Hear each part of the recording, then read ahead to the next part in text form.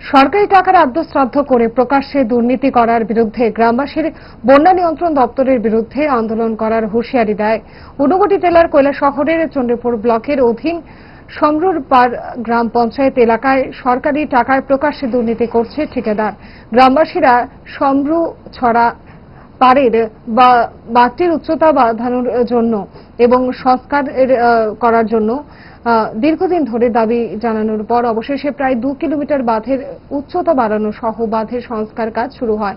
কিন্তু কাজের শুরুতেই কাজের গুণগত মান নিয়ে গ্রামবাসীরা সরব হলেও বন্যা নিয়ন্ত্রণ দপ্তরের আধিকারিকগণ সহ প্রকৌশলীদের কোনো হেলদোল নেই। অবিলম্বে দপ্তরের উচ্চপদস্থ আধিকারিকরা সমরু পাড় গ্রাম পঞ্চায়েতের সমরু ছড়ার পাড়ের বাঁধ সংস্কারের কাজ তদারকি যদি না করেন তাহলে আসন্ন বর্ষায় গোটা এলাকা আবারও জলমগ্ন হবে বলে জানান গ্রামবাসীরা।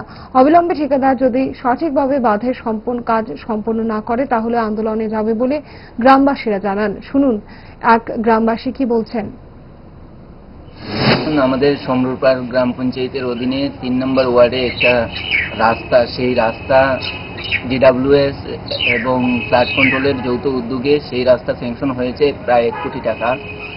সেখানে দেখা যাচ্ছে যারা কাজ করাচ্ছে কন্ট্রাক্টর তারা 2 নম্বরে করে কাজ করছে এবং বায়োমেট্রিক করে ছাপা দিয়ে মাটিটা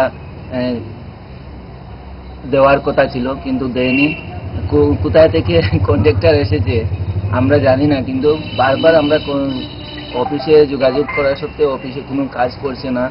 কিন্তু এই রাস্তা বেশি দিন থাকবে না। অল্প বৃষ্টি হয়েছে, আপনারা জানেন কিছুদিন আগে বৃষ্টি হয়েছে, সেই বৃষ্টির নিরিখে পুরো রাস্তা বেহাল অবস্থা হয়ে গেছে।